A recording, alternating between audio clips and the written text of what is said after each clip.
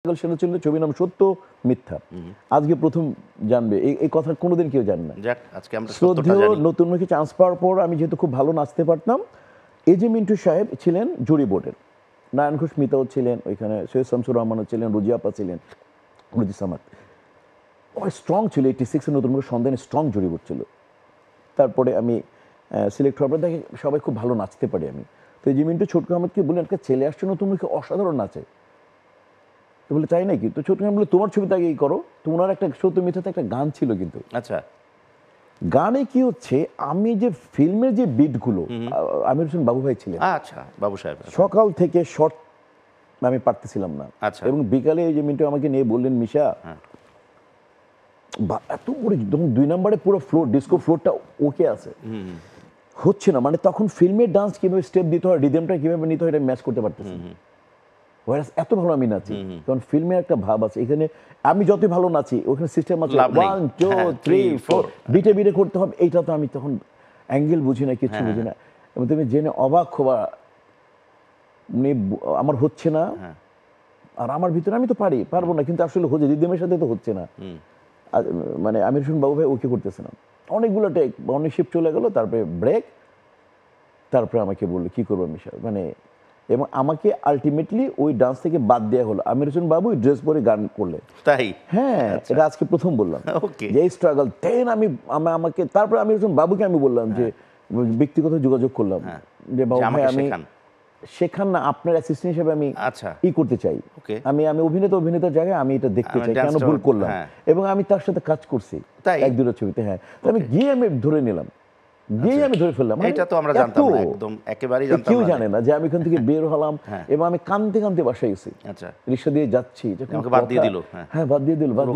বলা যাবে সত্যি মিথ্যা সুপার ডুপার একটা গান আছে, ওটা আমির হোসেন বাবু ভাই আর একটা কো আর্টিস্ট ডিস্কো গান একটা। এবং সোহান ভাই তখন মনে হয় অ্যাসিস্ট্যান্ট ছিলেন, আমাকে নিয়ে পুরো আমার ড্রেস কিনেছিলেন আমাকে, আমার একটু মানে ওই সত্য মিথ্যা ছবিতে। তো এটা একটা স্ট্রাগলের ব্যাপার। এবং তারপর আমি আবার নিজেকে রেকটিফাই করার জন্য ওনার 1-2 ছবিতে আমি শিখলাম অ্যাসিস্ট করলেন। আর এইটা এটা কোনো ব্যাপার, আগে থেকে প্রিপারেশন নিয়ে নিতে হবে, ক্যামেরা অ্যাকশন এই রিদমে খালি বিটগুলো মারতে হবে। হাই হ্যাঁ, এটা তো কোনো ব্যাপারই না। কিন্তু কি মিস করলাম আমি, কি করলাম। তারপর তোর ক্যারিয়ার আরম্ভ করলাম আমি, বাবু ভাই তো তারপরে অনেক গান করলাম, তার সাথে আর্টিস্ট হয়ে গেলাম।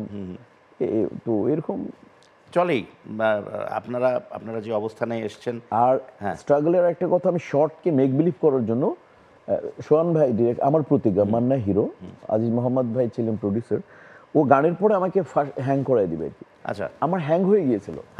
হ্যাঁ, আমার যখন আমি খুব এক্সপ্রেশন ম্যাচুর করছি। কোন ছবির কথা বললেন? আমার প্রতিজ্ঞা। আচ্ছা, এটা সোহানুর রহমান সোহানের, মান্না মৌসুমী, আমি শুরু মানে সিকোয়েন্সটা এরকম যে আপনাকে গানের পরে সে ফাঁসি দিয়ে দিবে, কারণ তার বাবাকে কলেজের প্রিন্সিপাল থাকে, আমি তাকে খুব বেইজ্জত করি। এটার পর আমার হ্যাং হয়ে যায়, ফাঁসি হয়ে যায়, আমি জানি না। আমার পরচুলা ছিল ওই যে আমাদের 4 নম্বর ফ্লোরে টেবিলের উপরে, আবার বেঞ্চের উপর টেবিল উপর ছোট একটা চেয়ার, ওর উপরে দিয়ে ফাঁসি হয়ে গেছে, আমি জানি না। তারপর আমাকে যখন মাইনুল ছিল অ্যাসিস্ট্যান্ট মেকআপম্যান, মান্নানের মেকআপম্যান ছিল, মাইনুল আরে মিশা ভাই তো ফাঁসি হয়ে গেছে, উপরে উঠে আমাকে হাত উপরে উঠে মানে জেকে ধরলো, কখন নিচে আনছে আমি জানি না। আমি আমার উইক খোলার পরে বললাম, আরে কি করতেছো তোমরা, আমার জ্ঞান এসছে।